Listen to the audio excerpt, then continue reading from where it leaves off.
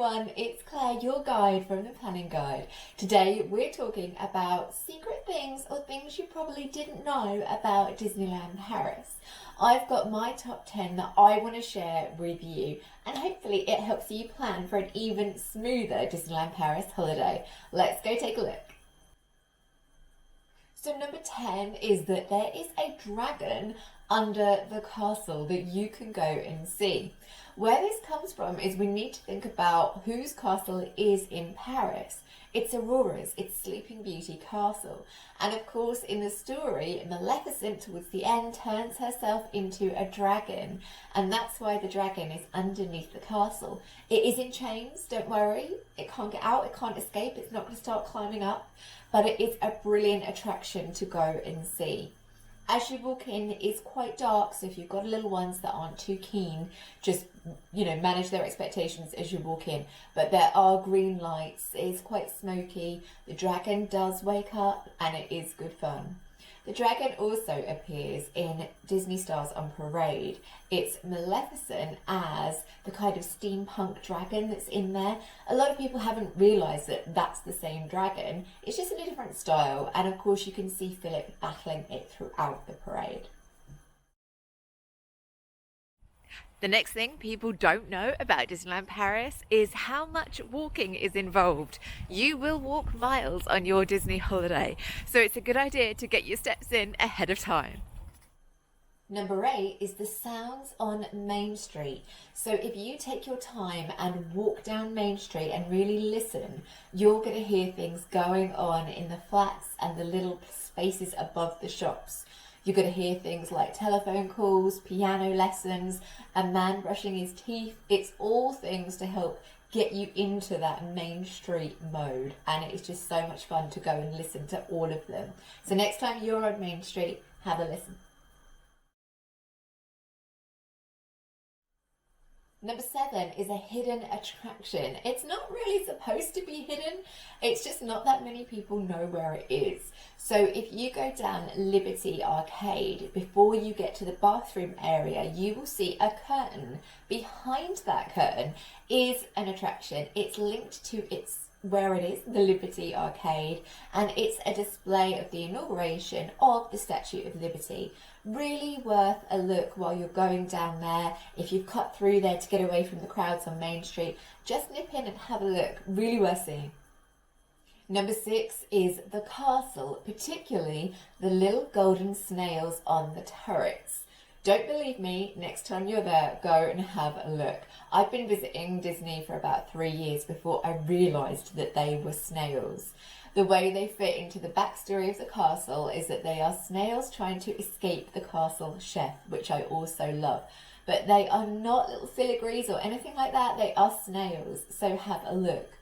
There are other hidden things to do with the castle. If you go in and go to Aurora's balcony, you're going to see some hidden things in the window, the tapestry, the knights and the rook. And also back outside, you're going to notice that there are 16 turrets. These symbolise 16 years. That's how old Aurora was when the story plays out. You're going to notice the square trees, which are a direct lift from the film itself. And you're also going to notice the pink and blue. The pink and blue is homage to the dress scene where Aurora's dress changes between the colours as the fairies can't agree on what colour it should be. So spend some time looking at the castle and all of its amazing details. Number 5 is the drinks dispenser in Hyperion. The reason why I've put this in is often people don't know where to go for a drink when they don't want to stand in a great big line.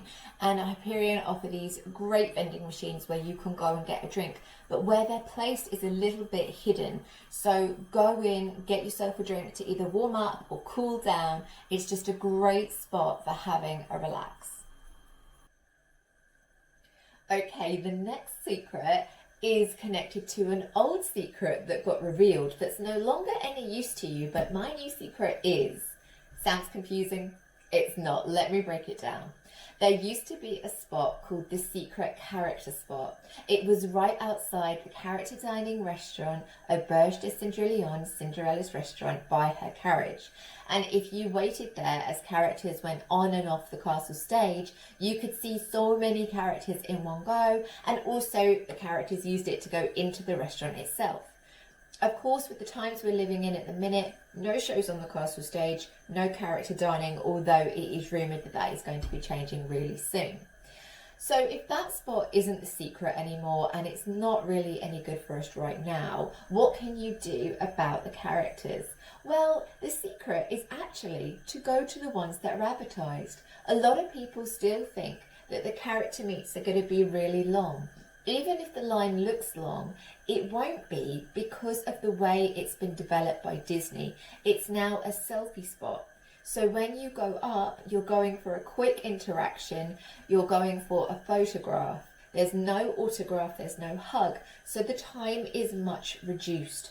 And I think you'll find that this line moves along a lot more quickly. Number 3 are the statues around the parks. So the parks tend to bring in more statues for different anniversaries or different seasons, but there are some that are there the entire time, but they're not always noticed by the guests. So if you're in Discoveryland, have a look out for Wally and Eva, and if you're in Adventureland, have a look for Mr. Fredricksen from Up. Go by the tree house, have a look, he is around there. If you're at the treehouse, you might want to have a look below at the caves and go and hunt for treasure as well. Number 2 is the Sword in the Stone. A lot of guests know that the Sword in the Stone is there at the very front of Fantasyland before you get to Lancelot's Carousel. But some people don't know that actually that sword will come out on a rare occasion. I have seen it. We saw this little girl that was able to pull it out and it was adorable. The shock on her face, I think she thought she'd broken it. She hadn't, luckily. Cast members nearby, they come and they do a little crowning ceremony, and it's just the best energy when that happens. So when you're there, give it a go. Also, while you're in that area, have a look at the shop that will be on your left. So this is your main castle shop, and there are 2 hidden things here. One is into the stone carvings. You're going to see Archimedes from the Sword in the Stone. He's carefully watching over that sword, looking for the next king or queen. And if you go into the shop, go all the way to the back and to the left, there's this secret little area. The design work is amazing. You'll get some amazing photos there, and it's just a true pleasure to see. So go and explore that area. So here we are, my number 1 secret thing that not everyone knows about Disneyland Paris is to do with the rides and pixie dust. You may get some pixie dust if your little one is dressed in a costume that matches that ride. So for example, if they are in a Snow White dress or have some Snow White accessories, they might get asked to come to the front of the line on the Snow White ride.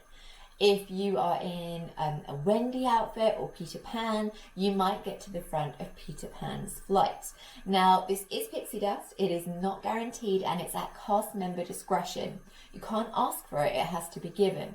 But if you're around and the cast member sees you, they will invite you up if they've got room and they notice your little one's outfit. It's so much fun if this happens. The cast members interact with the little one as if they are that character returning to their ride. So when my little girl was Wendy, the cast members were asking her all about Peter. How was he? Is he coming to visit today? She totally played along, and they were doing this whole routine all the way getting onto the little ship. It's just so much fun. So there are so many things that you can do around Disney that not everyone will know unless they're looking for those details. So take some notes of them, and next time you're there, have a look for some of this hidden magic. If you enjoyed today's video, please give me a like, and if you want to see more like this, please subscribe. Give me a comment if there's anything in particular you want a bit more detail on. And I'm going to see you real soon.